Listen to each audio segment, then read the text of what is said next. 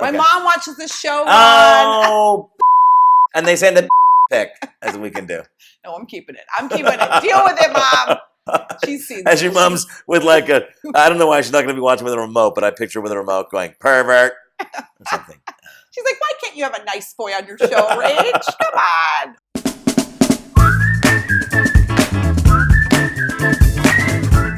Hey, this is RKA, and this is a very special Talk interview episode of Awkward Marketing. Because marketing your business can be awkward, sometimes awful. Ron Tite will show you how to make it awesome. Speaking of awesome, for more of these awesome interviews, you're going to want to hit subscribe and throw me a like. Do it for Ron.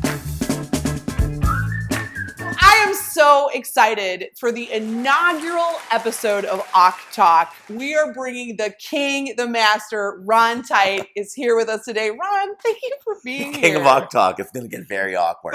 King of Talk. That's your new title. I'm going to send it to you. You can wear it with pride. If you've been living under a rock and you don't know who Ron Tite is, let me tell you, he is the CEO and founder of Church and State, a Toronto-based advertising agency. You've got clients like Microsoft, Lexus, Johnson & Johnson? Walmart. Yeah, no longer work with Johnson & Johnson. But yeah, we kind of focus on multinational organizations for the most part. Heavy hitters. Yeah. This marketing is not awkward. I'll tell you that much. You're a keynote speaker. Mm-hmm. You're a comedian. Mm-hmm. You're a husband. You're a father. Yeah. And you're the author of Think, Do, Say. Yes. And that's what we're going to talk about today. That's awesome. Yeah.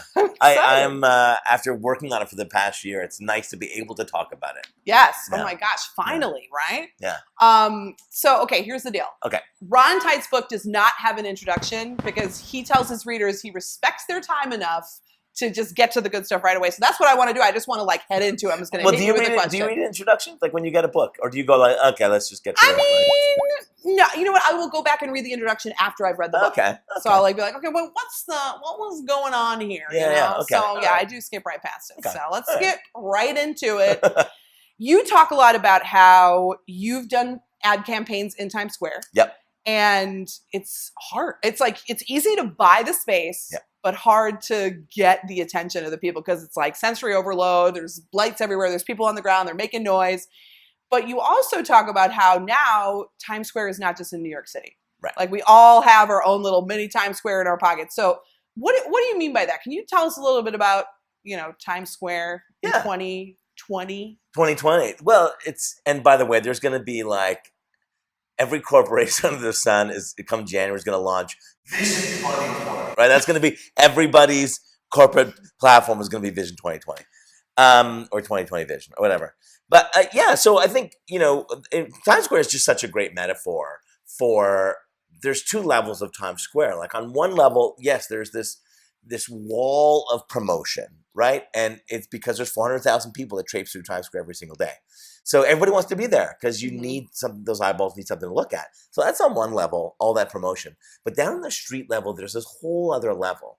And the other level there is like, it's not slick, but there's still people offering you stuff. Like curbside entrepreneurs who are saying you want a t-shirt, you want to come to this comedy club, selling everything from recreational drugs and prostitution, right? Like it's just someone telling you the end of the world is coming. And so, it's just, so on one level, you don't know where to look. On the other level, you don't know who to trust. Why I think that Times Square is not just in Times Square. It used to be this dynamic of a dense urban environment. But now our pocket is like, ding, ding, look here, look here, look here, look here. And there's stuff coming in that we're getting LinkedIn invites from people that we don't know. And we're like, do I accept? I don't know if I trust this person. Like, are they going to pitch slap me? So I think it's everywhere. It's in every city you live. It's in it's in your personal life. It's in your corporate life. It's in your family life. Everything. Everything now is Times Square. Look here, look here, look here. No clue where to look and no clue who to trust. Yeah. And trust, that's the big thing. Like your tagline for the book is seize attention in a busy, busy world. And build trust in a busy, busy world. That's right. And I feel like a lot of modern marketers are going to look at that book and they're going to see the first part, seize attention. They're going to be like, yeah, that's what I want. They're not even going to read the rest of the tagline, but that's really the heart of your message in this book is trust. And so, okay, I want to hear from your perspective, how has modern marketing eroded consumer trust? Like, why do we have so many trust issues, Ron? I know everybody's got trust issues. It's not just about getting attention. And a lot of times marketers will say that, right? Well, hey, they're talking about us, so that must be good. You're like, if you just want attention, go kill a puppy. Kill a puppy and see the attention you get. Oh, well, that's not appropriate. Okay, so we're not just, let's scale that back. So yes, it is about attention and trust. I think there's two forces at play. One, there's these macro cultural forces that have eroded trust, which have affected the way people look at corporations and brands. And we're talking Lance Armstrong lied to us. Bill Cosby went from America's dad to America's predator. Every politician has sent a dick pic out to the, general citizenry. We've got, politicians lying, the Panama Papers not doing anything. We've got CEO compensation going through the roof. Cambridge Analytica stole our data and the Russians stole the election. And we're just like, who do we trust? We can't trust anybody. Yeah. And then a brand comes in and says, trust us. This product is going to be amazing. And consumers are going, spare me. I've heard this before over and over and over again. And it never is. Right. It just isn't. And so I think consumers are, even if you get their attention, they're cynical with your like, this is the best thing in the history of the world message. Yeah. When you talk about the macro businesses, is that like the top side of Times Square? Is that like all these big things that you just mentioned, the politicians and the Panama Papers? And in some ways, it's also, I think, big corporate enterprise, right? It's the people that can afford the big, massive, glitzy promotional messaging. And we're here and it looks completely, it does look trustworthy because it's professional. Right. But it's down below, it's everybody else going, forget the establishment, I'm the new player on the street, you can trust me, you can trust me, you can trust me. And that's where some of those things they just sound too good to be true, because they probably are. Yeah. You know what I mean? You know what I mean? I do know what you mean. Yeah. I do. You said something in there that got kind of tucked away, and you talk about this in your book a lot, the concept of... Dick pic? You did that get tucked away? Because you had a look on your faces and I can't believe you just said that. Sorry. A picture of their crotch region. Is that better? It's so much better. Okay. My mom watches this show. Oh, beep. And they send a beep pic, as we can do. No, I'm keeping it. Deal with it, Mom. She's seen as your mom's with like I don't know why she's not going to be watching with a remote, but I picture her with a remote going, pervert, or something. She's like, why can't you have a nice boy on your show, Rach? Come on. You said the phrase pitch slap. Yes. And you talk about that a lot. And what I love in your book is that you acknowledge, like, I didn't come up with this phrase. Yeah. I don't know who came up with this phrase. Anybody, raise your hand, write Ron Tite. But you talk about being pitch slapped and how, all these marketers in big brands are pitch slapping us here, there, and everywhere. We're getting slapped everywhere we go. Here's the tough one for you. Okay. Well, okay, before I ask the tough one, I'm going to ask the easy one. Sure. How do you define pitch slap? A pitch slap is a blatant pitching of your services or your product. Okay. It's blatant. So you don't necessarily define, like, pitch slap isn't inherently a negative thing to you based on that definition. No, well, maybe I should rethink that definition. It's blatant to the end user. Right. So here's a perfect example. Yeah. I had someone reach out and say, I really want to talk to you, get your advice or something, like, I'd love to connect. We both work in advertising, And I go, okay, that's we do that. We do that all the time, right? And I get on the phone and the first question is, so you do ads and stuff? Mm-hmm. So do you ever do out of home advertising? And in my brain, I'm like, and he's going to pitch me his company, which probably does some version of out-of-home advertising in 5, 4, 3, 2. So it's like, so to me, that was a pitch slap because it was so blatant that was about to come from him. And it was worse because he was trying to tuck it behind some authentic conversation that he genuinely wanted to have. It wasn't a genuine conversation at all. Yeah. He had an agenda from the moment he sent the LinkedIn message. Yeah. And I gave him the benefit of the doubt. And all he wanted to do was pitch me his service. And he took advantage of your trust, Ron. Yeah, you trusted him. Yeah, and he proved your point. Yeah. Okay, so that was the easy question. Here's the tough one. In your illustrious advertising career, and you've done this for a long time. Yep. Have you ever pitch slapped someone? Yeah, of course. I think not consciously, or not maybe consciously. I think there's a couple ways you can go about it. One, my agency is called Church and State because we firmly believe that is no longer the separation of church and state, that content and advertising are now unified. So that's why pitch slap is, I think, a relatively recent phenomenon, because in the past, it was like we knew what was an ad. Yes. It was a commercial, it was a banner, it was like that thing right there is an ad. I get it. Yeah. Now we're not exactly sure what's an ad, what's content. So that's trickier. So have I ever asked for the sale? 100%. I think we need to ask for the sale, but I think the tone of how you do it is that if you consciously make it blatant, you're not trying to hide behind the fact that it's a pitch slap, then I think people are at least seeing it at face value. You're not trying to hoodwink people. You're not trying to fool people. Right. So in the email that went out to a small group of people to say, hey, pre-order the book, I literally said, why wait? Pre-order yours now. And if this sounds like a blatant pitch slap, you're right. It is. Yeah. And then I just pushed it even further. And I said something like, because I need caring, gorgeous people like you to pre-order. How am I going to game the book ecosystem if I don't have caring, gorgeous people like you? Pre-order the book. And I'd love to justify it further, but I have to go recruit 500 fake Amazon reviews. Right? So I think if we just go, hey, then I think people can smile at it. Yes, I love that. So, I mean, we all have to, there's a certain level of we have to pitch slap each other, but you can do it with love. Yeah. You can, it's a pitch caress, if you will. Yeah. Okay, cool. Pitch caress. All right, I dig it. Beep, beep. So this is what not to do. We've laid the groundwork here. We don't want to be pitch slapping each other. We got to be more conscious about how we're doing business and doing advertising and doing marketing. And you break this down. You got a 3-part process, a formula. Yep. Spoiler alert, it's in the title of the book, Think, Do, Say. But I want you to break it down even further for me. Sure. What is this 3-part framework for building trust back up and grabbing attention in the right way? Yeah. It's 3 words. It's really, people are going to be like, that doesn't sound that complicated. And you're right, because I think that people have tried to put way too much thought into it, and they've tried to come up with stuff that should be flexible across organizations and different people and different cultures, corporate cultures. And I just think we need a flexible system that eliminates the BS that typically goes on in how we try and do these things. Yeah. So the think part is that we have to believe in something. We have to believe in something more than our job title. We have to believe in something more than our product. We have to believe in something more than the thing we sell. Because, just come on, in most, 99.9% of the cases, it's not that special. It's really not that special. And your job title and your responsibility, they're not that special. Other people have them, other people sell them. So let's elevate that to something that people actually care about. And when you do that, you set yourself up for success. Because, if you said, I believe that I need to be a great character comedian or character actress, you wouldn't be doing this. You wouldn't open yourself up, right, to doing things that are not the thing that you traditionally do. So we need to go a little bit broader than that. It's why General Motors is making a bike right now. Yeah. I mean, if they said we believe in being the best car manufacturer in the world, they would only ever make cars, which is great when everybody's buying cars. And now not many people buying cars, right?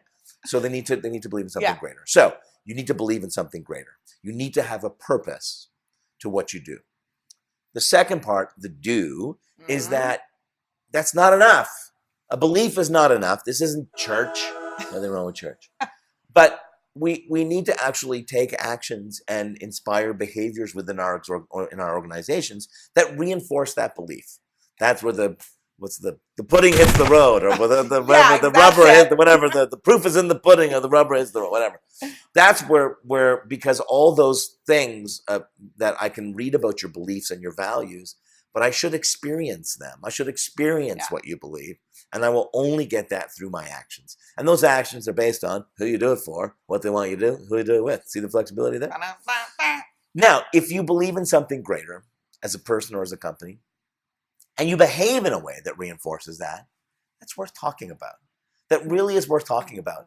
But if you're going to talk about it, understanding the Times Square environment you're operating in, you should probably be consistent with how you say it. You should probably say it in a compelling way, in an interesting way, in an authentic and honest way with a little bit of personality maybe.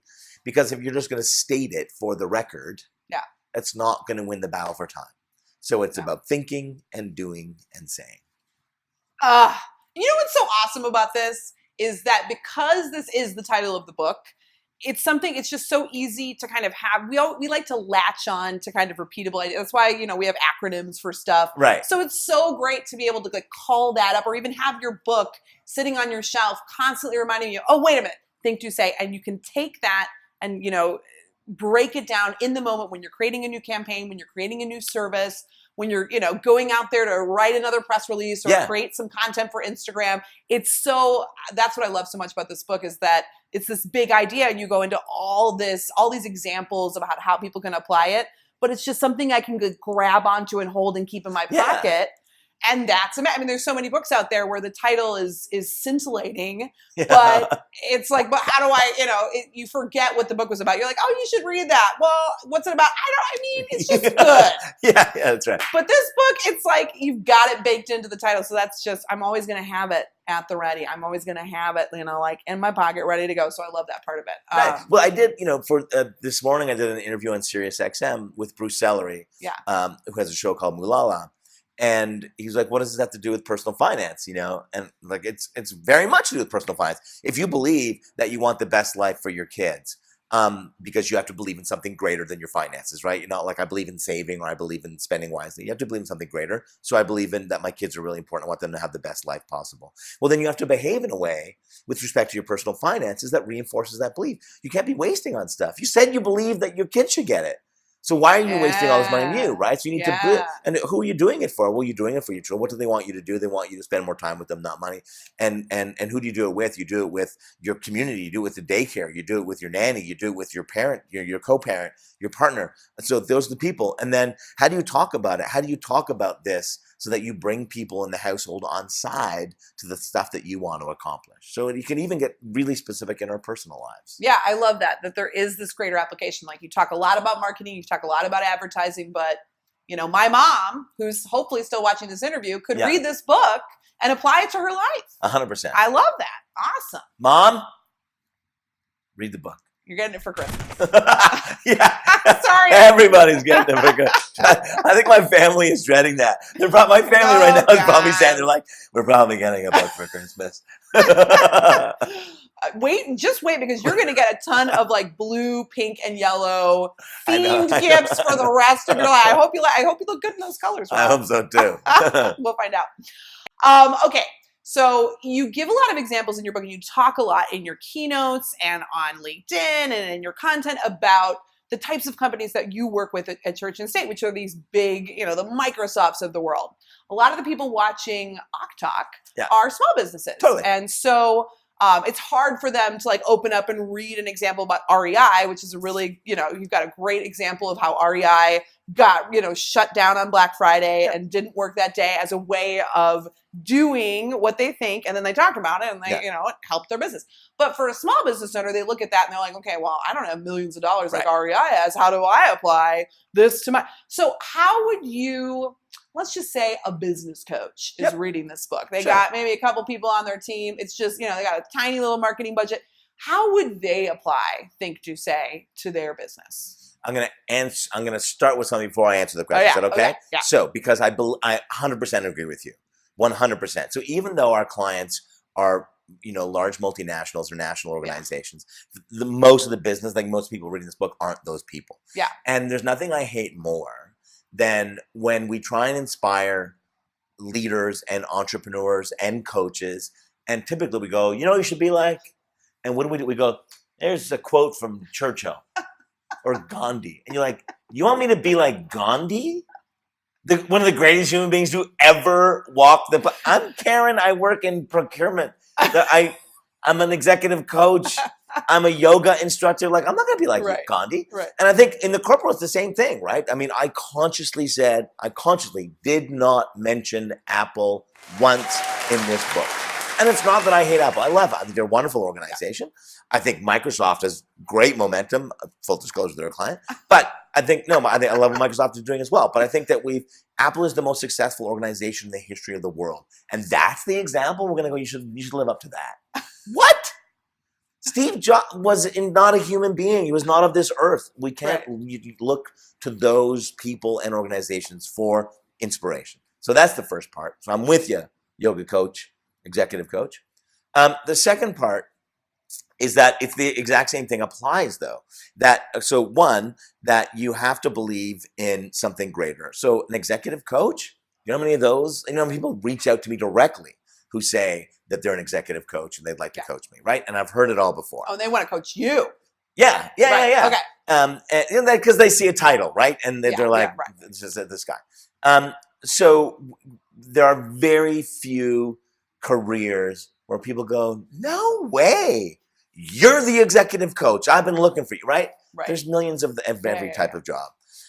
So we need to believe in something greater. And then the way that you take down the establishment, because if you're an executive coach, you're still going against large established organizations, consulting organizations, training organizations, is exactly through those pinpoint actions that clearly indicate that you are different, that you believe in something different. And so if you're an executive coach, but you realize that you're doing it for the telecommunications industry, people in that, well, they have different needs and challenges than somebody else might have in CPG. So you need to take your actions and look at what do those people, what are they like? What do they want you to do specifically? And how can you be nimble enough to do it that you become and offer a unique service? And then tone, this is where your big advantage is as a startup or an entrepreneur, in that the establishment has very scripted methods of communicating with people. They got 8 layers of people.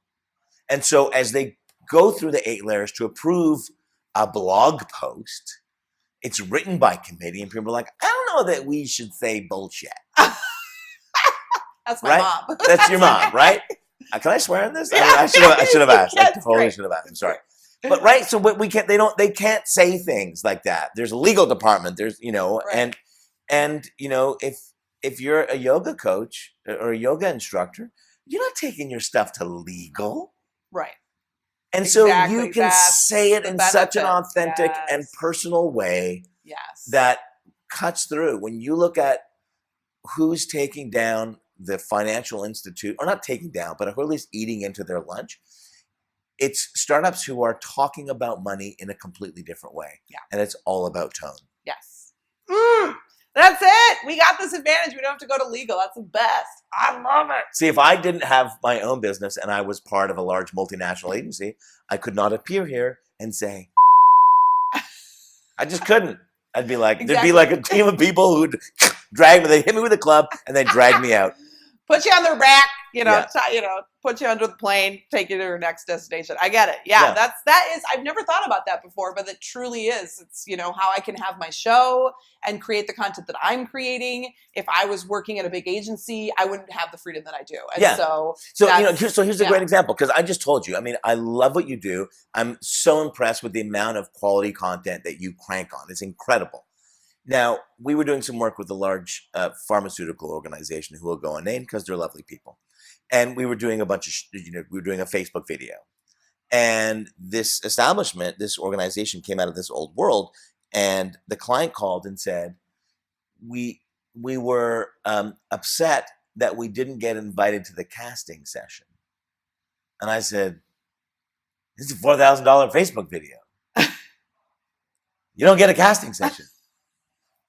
You don't get a casting session for a $4,000 video. You get who you get. They show up. It's like somebody. It's an account coordinator. Right. It's Nancy. She's in your video because she's here. And so that's the perfect example, right? Like they can't be that nimble and authentic. Right. And so that's your strength. That's the strength of the startup. Guys, we got this. Yeah. I love that. Ron and I could talk all night, and we did. Check out this footage of us literally gabbing in the dark. For the full audio of this interview with clips you haven't seen here and a story I was one of the first to hear Ron tell, you're going to want to go to awkwardmarketing.com/Ron. At that link, you'll also find information about Ron's new book, Think, Do, Say. Easily one of the best business books I have ever read and definitely the funniest. Go to awkwardmarketing.com/Ron for all the deeds and then go and buy this book. You'll thank me.